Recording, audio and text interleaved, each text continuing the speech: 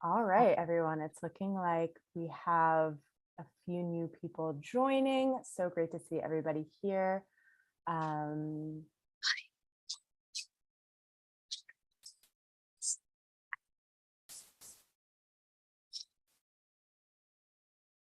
I just heard my own echo on the live stream. That was a very strange experience. Not sure if any of you guys heard that, but I'm so excited to see so many faces in this meeting. And I think we're gonna just go ahead and get started. So just before we get started, my name is Gina. My name is not Matt Ward. I work with Forward VC and with Matt Ward, clearly, basically just helping build out the most beneficial climate tech ecosystem for climate tech players, including VCs, founders, angel investors, regular old climate techies, and any other industry players interested in getting involved in this space and kind of maximizing the impact of all the cool tech we're seeing in the climate tech industry right now. We do also have an accelerator and a startup pitch show known as the Startup Tank. I'll be sending some information in the chat to see if it's of interest to anybody, along with my email if anyone has any questions about what is Forward VC and what do we do here. We are co-hosting today along with Emmett from Net Zero Insights. Net Zero Insights is the #1 platform for climate intelligence. So for the climate startup market intelligence. So think like a Crunchbase for the climate tech market. And he's here to share with us today some of what's happening in climate tech funding, mergers and acquisitions, and a dive into all things relevant trends impacting it all. So Emmett, feel free to go ahead and take it away. Yeah, hi everyone. Great to be here. Thanks, Gina, for the nice introduction. I think I'm going to go ahead and share my screen and just jump into it.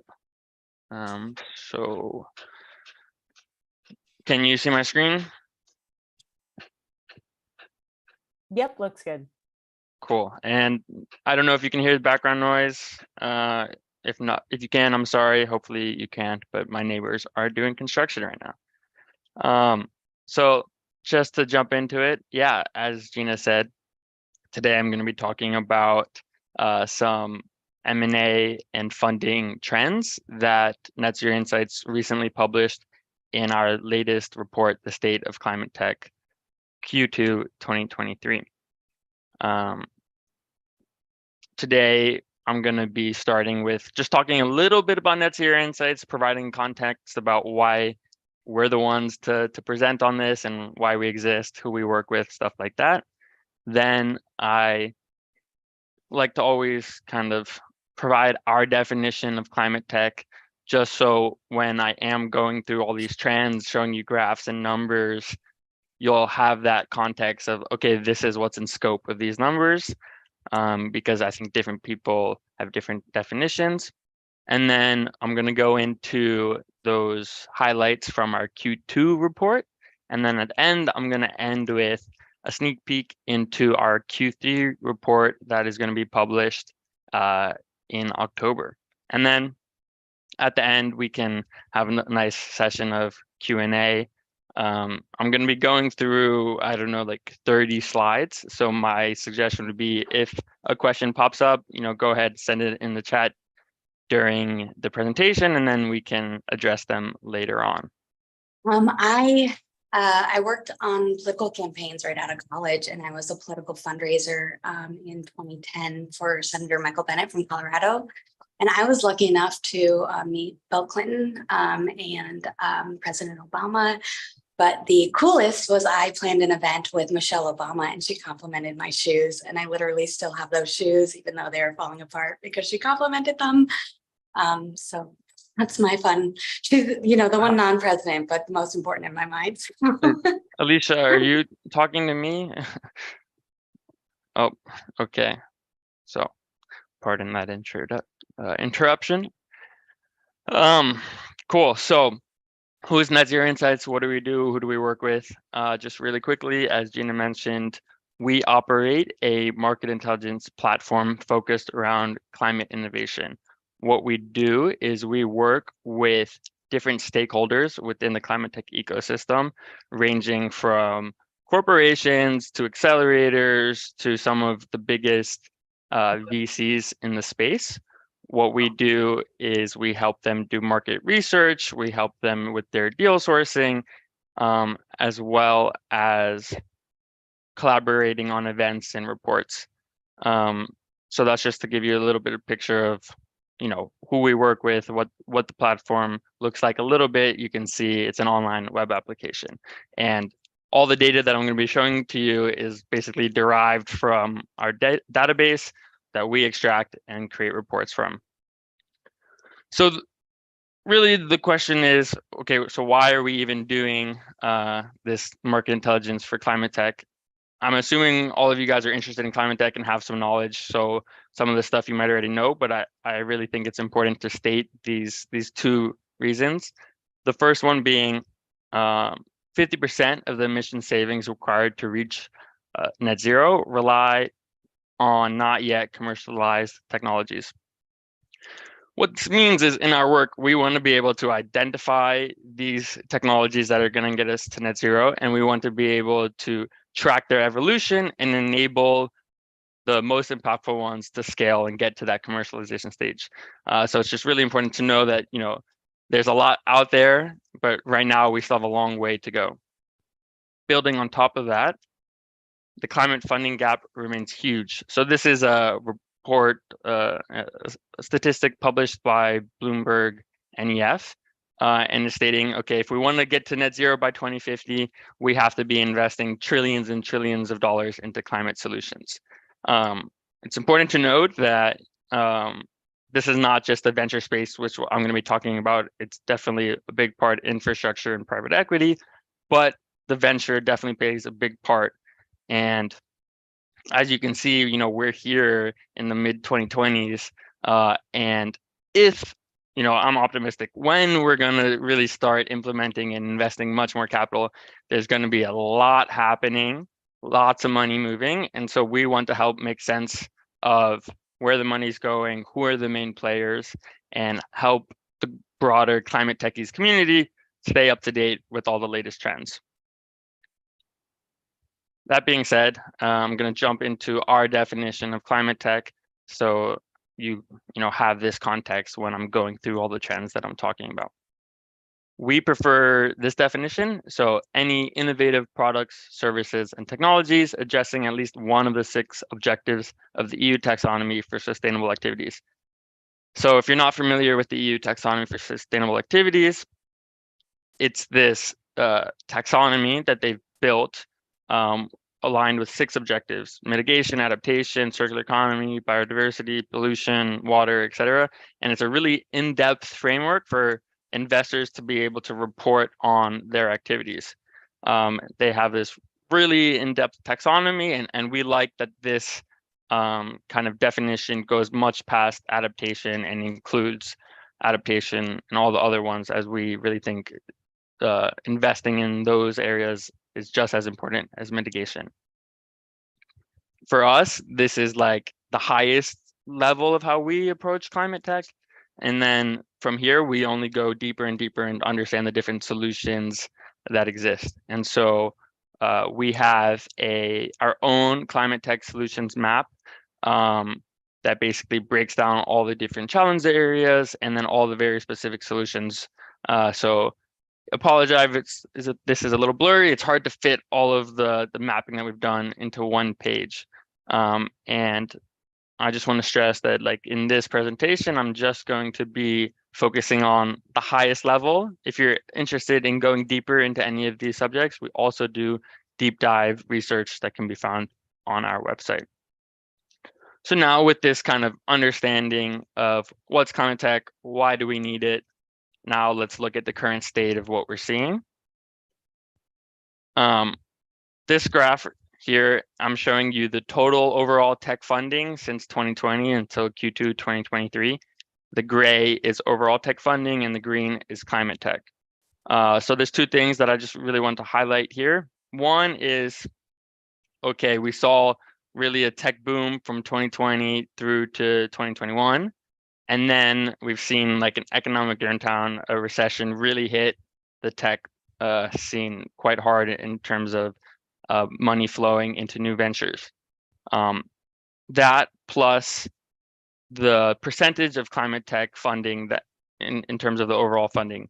So we have definitely since 2020 seen a nice increase in the total funding, but it kind of also has started to level out and decrease a little bit since the peak in Q4 2022.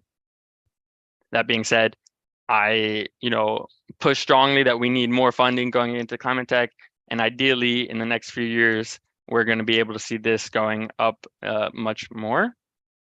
And then lastly, you can see here the slowdown hit the tech market at the end of 2021 and didn't really hit climate tech until later in the next year. And we're going to see kind of what that looks like in a little bit more detail on these next slides.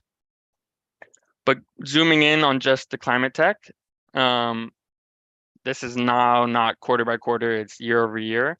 We can see that since 2018, there's really been this steady or exponential increase in funding into climate tech.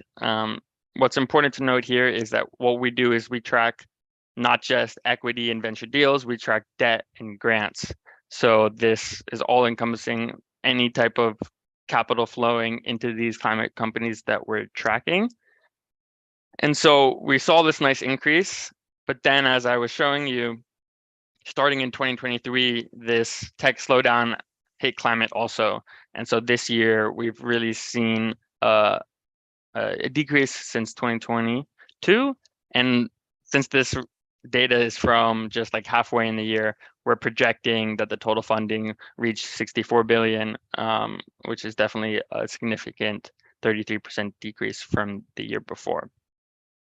Now, one of the main kind of highlights from our report that I'm going to dive deep into is, okay, although we're seeing less money go into climate, what we've seen a significant increase is acquisitions. So since the start or end of 2022, we've really seen much more acquisitions happening within the climate tech space, even in this kind of economic down slope. And what we noticed is this level of acquisitions is like even greater to the peak back in 2021 before the economic downturn. And so I think it's really a good signal in the market, in the overall climate tech view, that companies are maturing and are reaching a certain stage where they can exit. For this report, we kind of sat down with actually one of our partners at Improved Corporate Finance. Their job really is working on M&A strategies and deals all the time. Boss is an expert in this space, and he shared with us that we're now really seeing mature technologies that have a proven product market fit. And so even in this economic downturn, these companies are still performing, and we're seeing this increased activity in acquisitions. The most interesting thing that I'm going to kind of go into is that most of the activity we're seeing, or a big portion of it, is increased activity in US buyers on the European market for these mature energy companies that are founded in Europe. And we thought that was really interesting to highlight, and when we discovered it was kind of surprising for me. So breaking down those numbers, more than half of acquired companies were based in Europe, then North America, and then the rest of the world. So let's keep diving into this, and we're going to see some more trends. Almost half of the acquisitions were made by corporations. So this is for us a really another good sign about large corporations, how seriously they're taking the climate crisis, and how they're starting to be able to incorporate these new mature technologies into their core business. With 86% of these based in North America or Europe. So definitely, as I was mentioning, it's a lot of the corporates in North America investing or acquiring European companies, but also there are European companies acquiring European companies as well.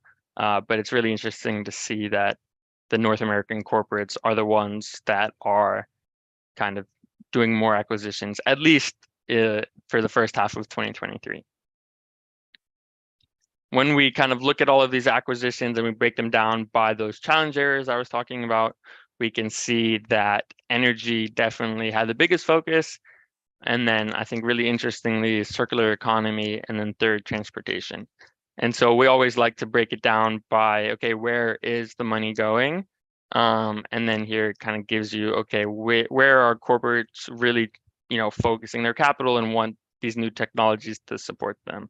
So, I mean, across climate, energy is definitely the biggest focus, as it should be, because that's where most emissions are coming from. So it's good to see that this is also translating into the M&A space. Last topic on acquisitions, I just wanted to highlight some of the biggest acquisitions that happened in the first half of 2023. I think some of them are really interesting, and it's interesting to see the full range of what's happening. So I just want to touch on a couple of them to give some insight. Carbon Engineering, if you're not familiar, is or was a big direct air capture company. They were acquired by Occidental Petroleum, which is a big oil and gas company. I think it's interesting that, these oil and gas companies are now taking carbon capture seriously. And in this case, they're actually, making it core to their business model. For them, it took them 14 years from founding to exit. And so, with climate technologies, it really takes 10 plus years to get to that level of maturity where these corporates start to have interest. Then CleanMax is a solar power company. Greenlight Biosciences is a food packaging company.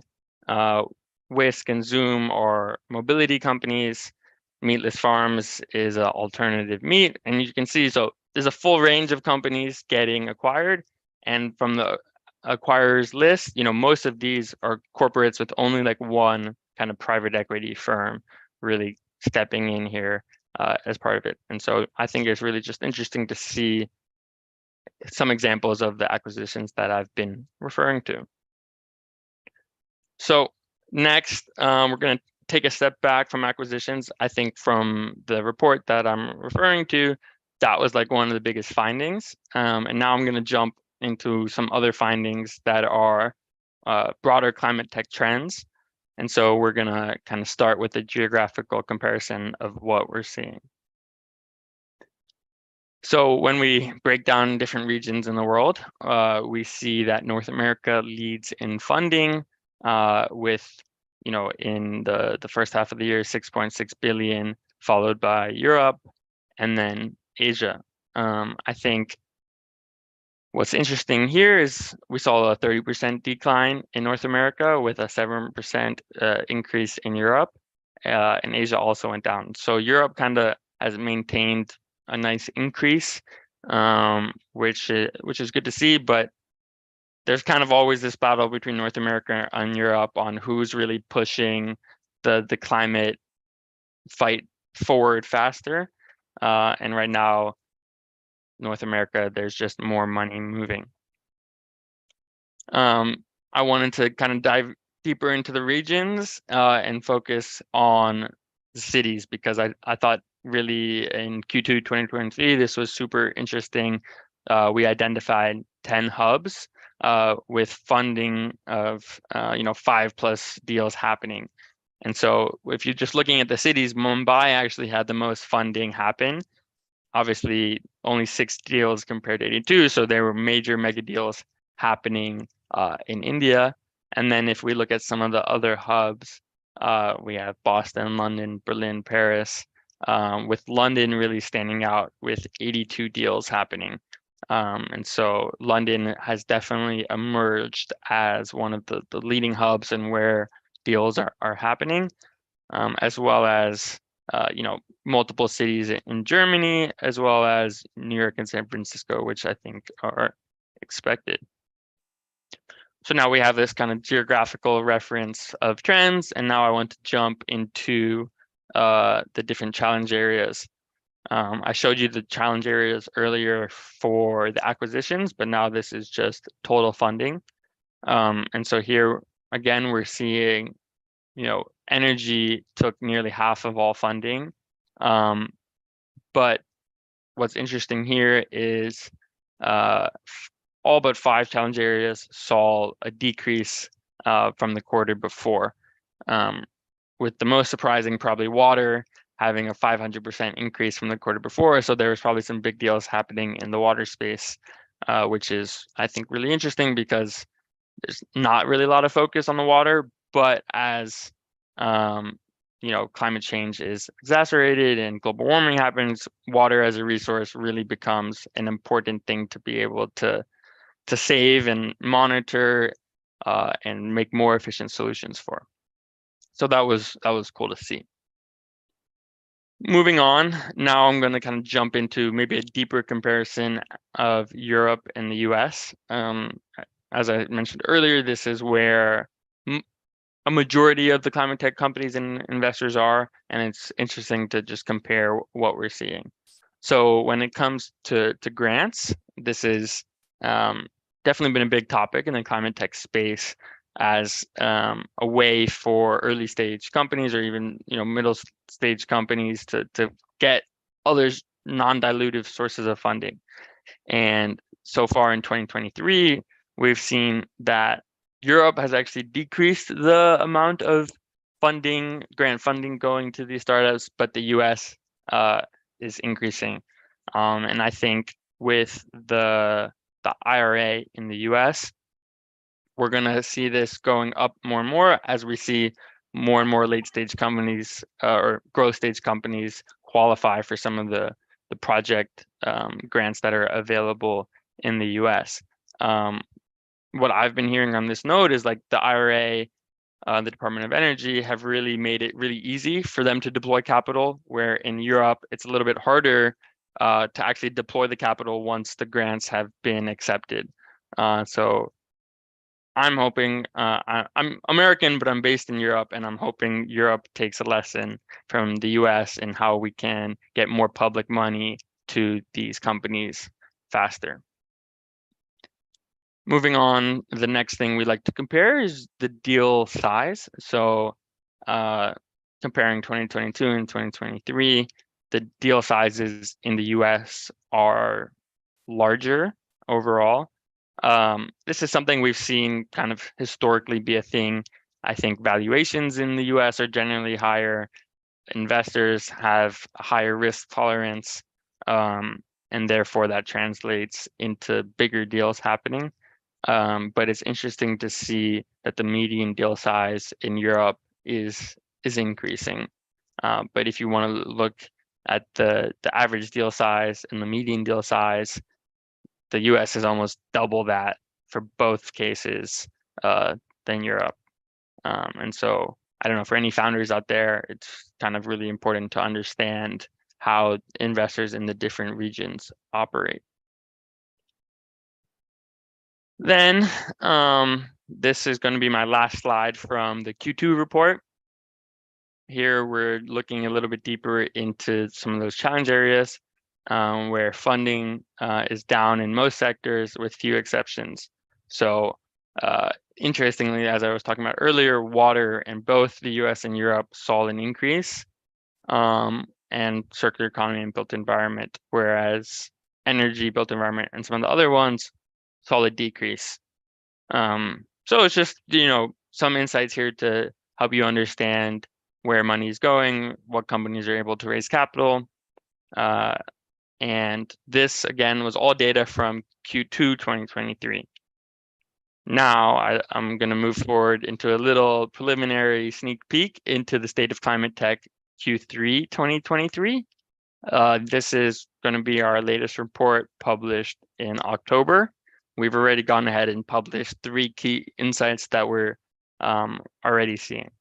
So the first one is funding in climate tech rebounds in Q3 2023 and is back to the 2021 levels with the first kind of positive growth we've seen this year.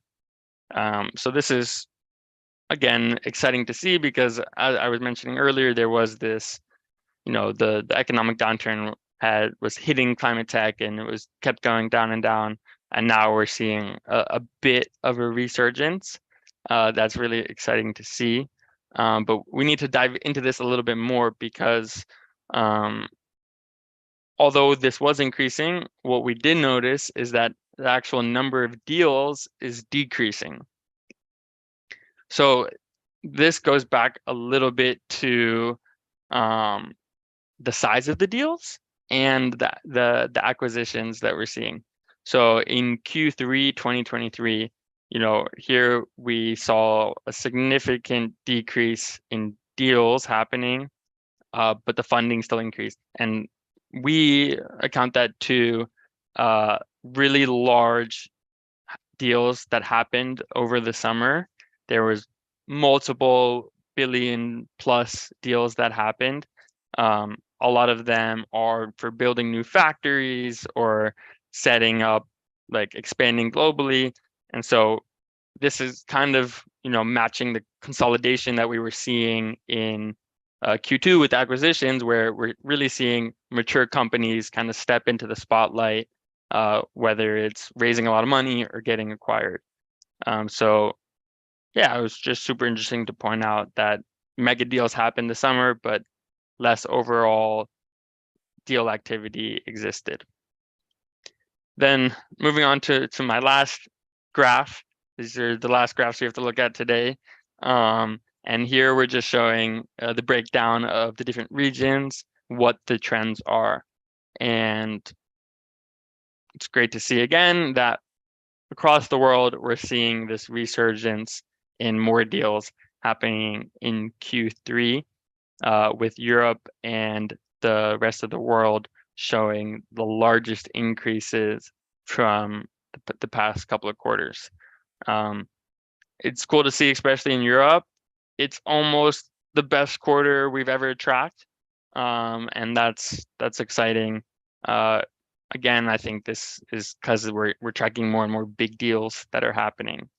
But yeah, I hope that was possible to follow what we're doing. This was all a small section of the report that we published, and these 3 insights are really again a small portion of the report that will be published. So if you're interested in diving deep into these numbers on your own, I have this QR code and link for you. I recommend subscribing to our newsletter. Our newsletter subscribers are the first people to get notified when our reports get published. And so it's a great resource for staying up to date, not only on these big reports, but our deep dives and the latest trends that we're seeing. So I can leave this here for a few seconds. And then, yeah, it's if you're interested in learning more about Net Zero Insights, if you want to see the platform and how it works, or you just want to learn more about how we work with our customers, feel free to reach out to me. Here's my email, here's my LinkedIn, and here's our website. So yeah, that's all for me. I'm happy to open up and have a discussion, talk about some of these trends, and see what you guys are thinking. Emmett, thank you so much. I think a lot of that information was super valuable and kind of unexpected, some of it, which is really interesting. But it is looking like you have some questions in the chat. If you want, we can go through those. First question is from Haley, and she's asking, is 2023 on track to beat 2022 in climate venture funding? Maybe that's more of like an expectation for what you guys are thinking for the Q4, what you're thinking, what's going to come out in your Q3 report, I guess kind of just overall end of year funding levels.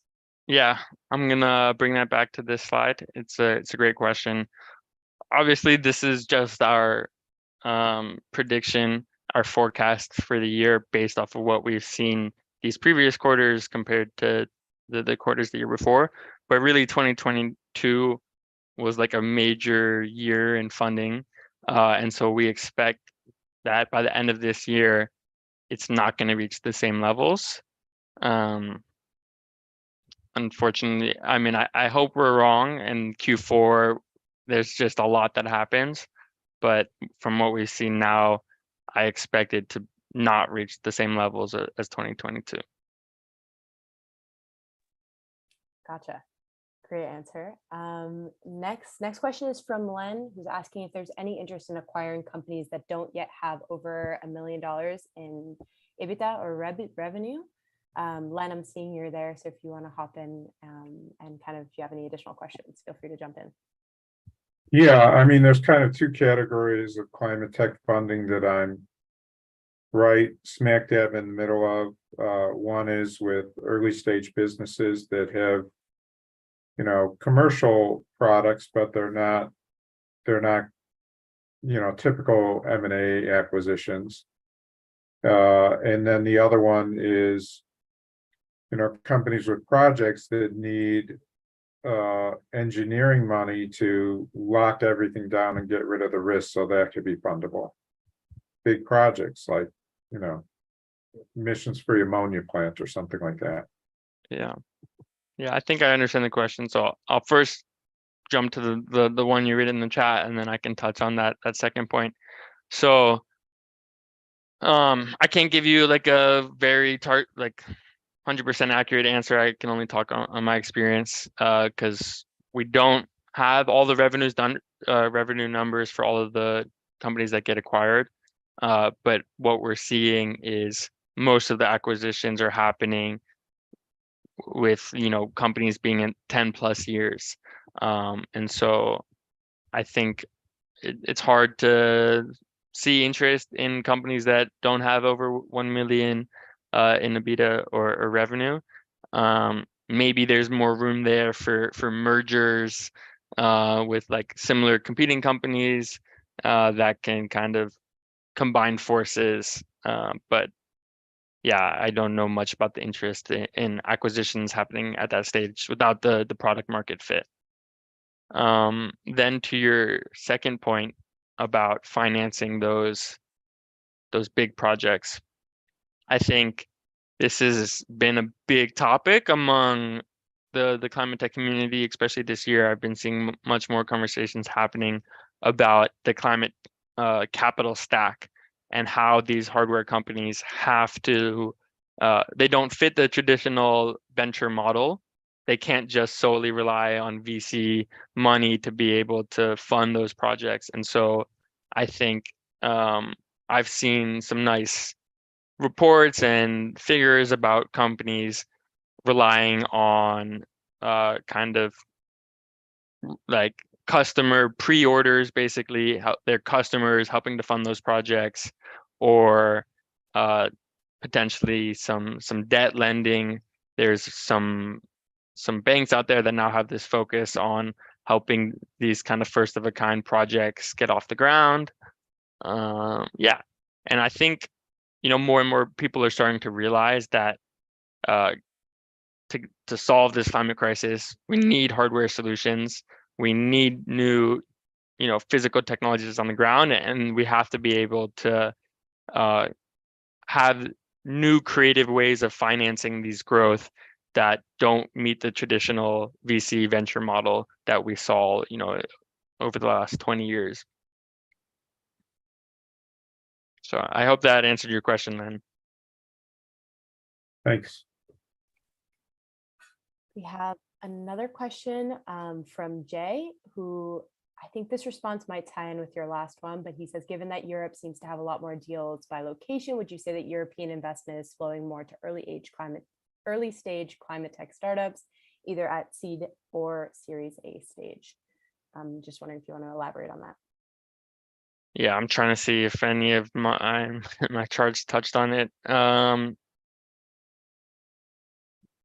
I don't think that they did exactly. I think, yeah, what you're pointing out is a good point. I do think, yeah, when we're seeing more deals with less funding, that means that it's really these early stage deals that are happening.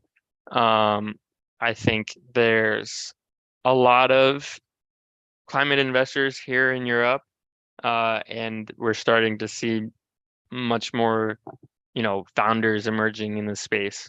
And so I would, agree with that, the European is definitely more, there's a lot happening in the early stage, but then there's also a lot happening in the later stage, as we saw a bunch of the acquisitions were happening in Europe, but the US investors definitely have that kind of later growth stage focus. That's super interesting. Yeah, it seems like Europe is a big hub for general climate tech funding at the moment, but it's exciting to see that the US is also performing well in that industry. Jay actually also has another question, basically asking where investment dollars are flowing by segment. If you happen to have that information handy, Jay, feel free to jump in if you want to elaborate on that question a bit. Yeah, the question is just more, aligned to the fact that climate tech in general is a little bit broad, and specifically here we're in the southwest region of the US. We're seeing a lot of investment into battery technology and agriculture, ag tech, versus our space, which is direct air capture. So just kind of curious to see if you had a breakdown, which it looks like you do. Yeah, exactly. I'll just refer back to this slide. Again, this is just the total funding for Q2 2023, but from my memory, it looks pretty similar to what we see generally overall every quarter, every year. So definitely energy and transport tend to dominate what's happening. The direct air capture, carbon capture falls into our GHG capture, removal, and storage. This is definitely still quite a small segment. There's much fewer companies in the space, and from my knowledge, a lot of them are still very early stage.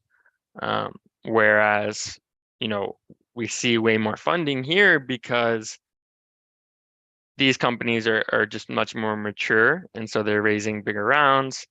Transport, there's so much happening in the EV space, whether it's new EV manufacturers, whether it's battery manufacturers or EV charging solutions, there's a lot happening. I think here, the one thing that I like to stress is that when we compare this to, okay, where are actually the emissions coming from? In reality, transport shouldn't be this big of a focus when it comes to investment. I think there's been a lot of, I think it's been part of a bit of a hype cycle in the EV space, and there's been a lot of stuff happening. But if we really want to like move capital into where are emissions happening, what are the hard to abate sectors, definitely I'd like in the future to see industry and built environment start to take a bigger share of the total money. Thanks, that makes sense. It seems investment towards companies that have a higher TRL, I guess, in terms of their development stack. Yeah, exactly. It would be really interesting, and if you want to follow up with me, I can definitely pull some numbers for you on like, okay, what does actually the number of deals look like when we do this same kind of breakdown.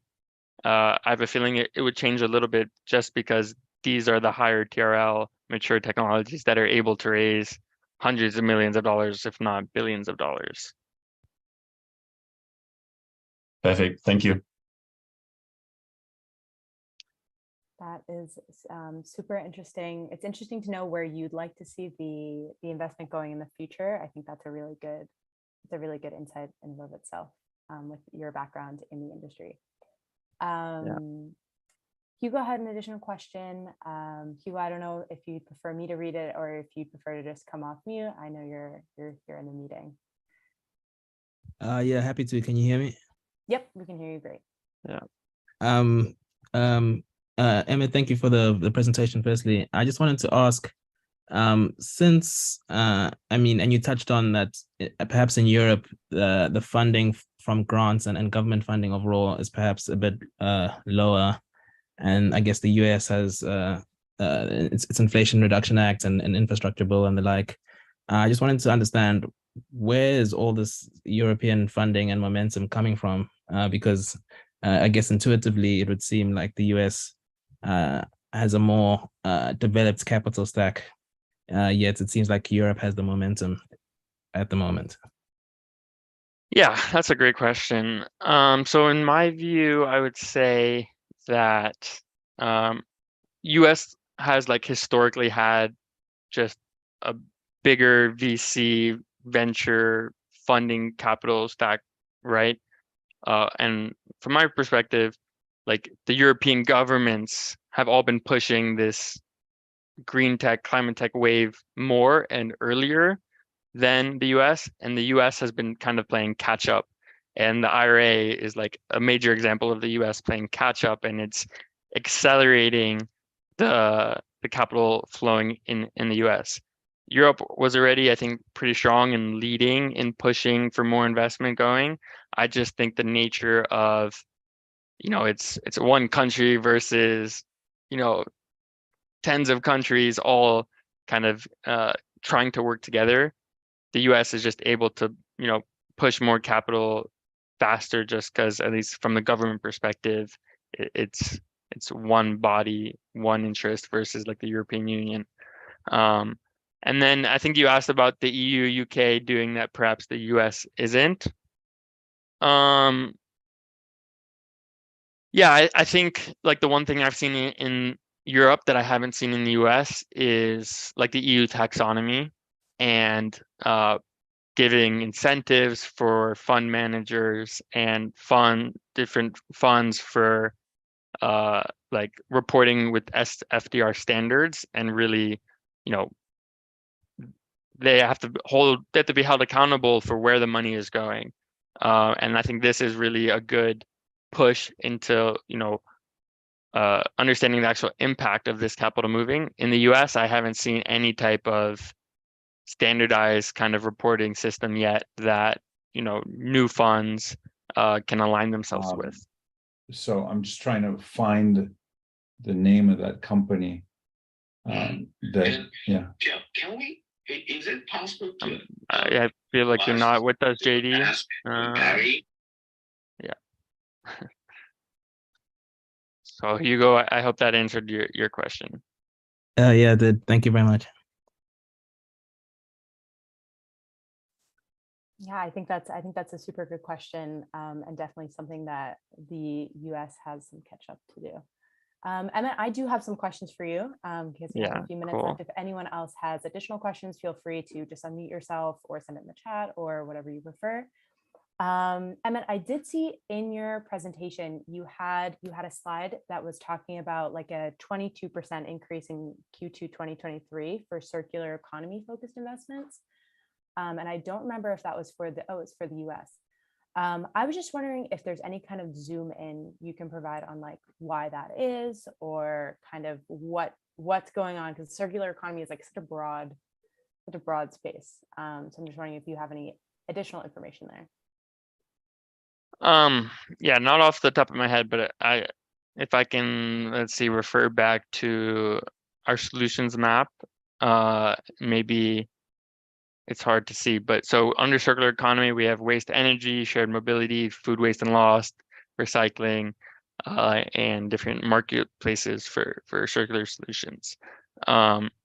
So that's just kind of the breakdown of what's happening in the space. That increase, I don't know like the absolute numbers off the top of my head. So if we jump back to this, like for sure energy still has way more funding in it. We're just seeing like an increase in funding. So my gut feeling would be, okay, there was like very little attention to circular economy the quarter before, and then now we're starting to see some deals happening, and that's causing the variation.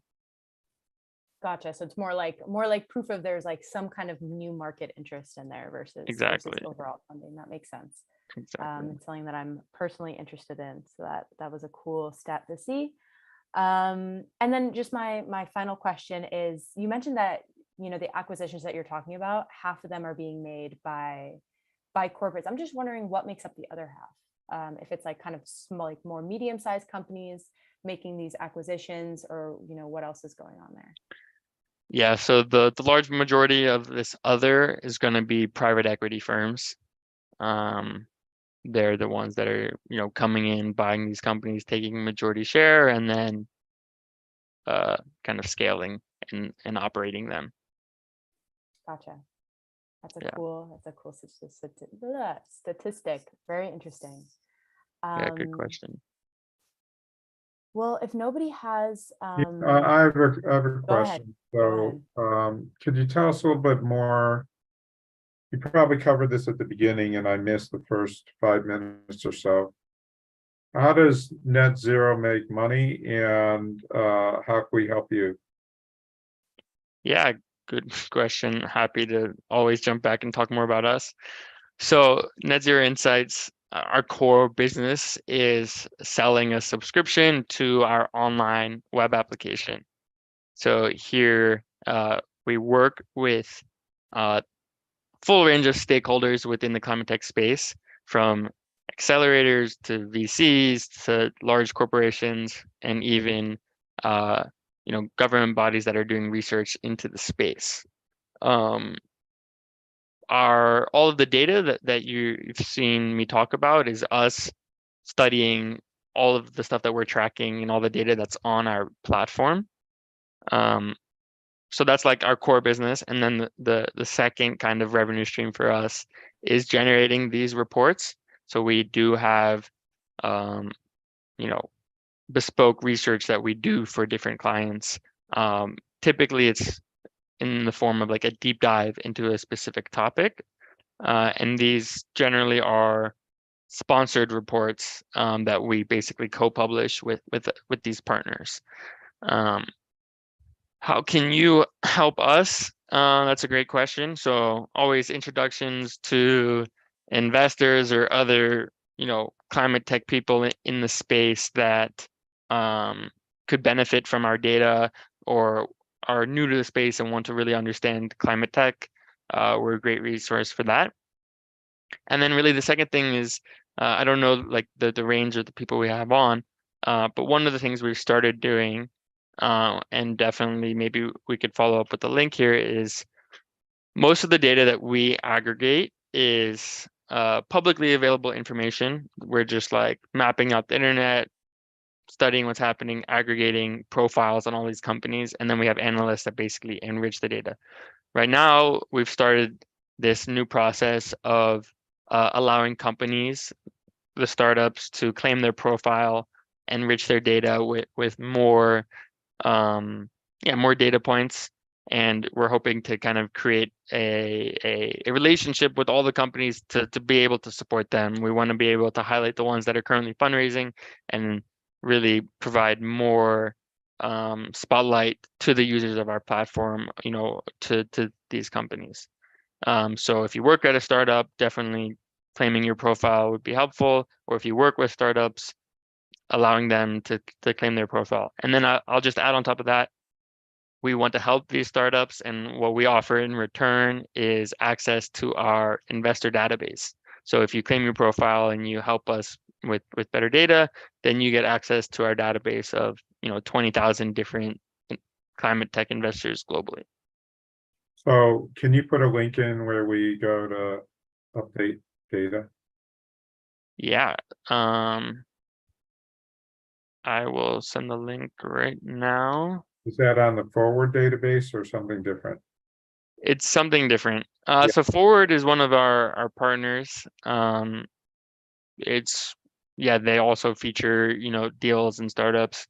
But ours is different. We have hundreds of different data points on each company, and have a different model than they do.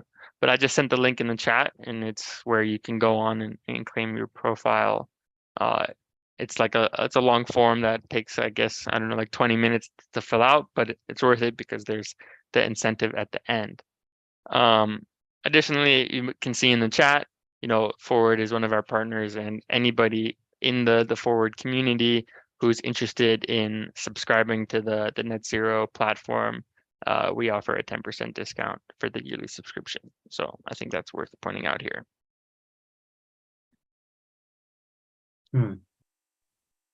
Thanks for pointing that out, Emmett. Thanks for pointing that out. Yeah, and that kind of is a 10% off for the yearly subscription to Net Zero Insights for any of you guys, for anyone you share that link with. We get a small commission, kind of helps us keep putting all of these events on for everybody. And I'm going to send another link in here as well. We're also launching a corporate innovation pilot program. So it has some ties with kind of the corporate M&A that we've been discussing today. It is completely free as of right now. It should be free up until January. And it's basically just an opportunity, if we have any corporate members in this chat right now or anyone who might be interested, essentially to sign up, get innovation straight to your inbox and see what we can do partnerships wise to get these climate tech startups going. But if there aren't any additional questions, and if there are, please speak up. This time is all for you guys. But if there aren't any additional questions, Emmett, thank you so much for your time today. This was a really great presentation. Feel free to send your information in the chat right now. I don't know, your content, maybe your LinkedIn link or something along those lines. I did see you had a slide there. That's a good way to do it. But yeah, thank you all so much. Feel free to stick around, but really appreciate everyone's time this morning, afternoon, night, depending on where you are. Yeah, thanks for having me. It was a pleasure to be here, and thanks for all the great questions, everyone. I will send my LinkedIn here.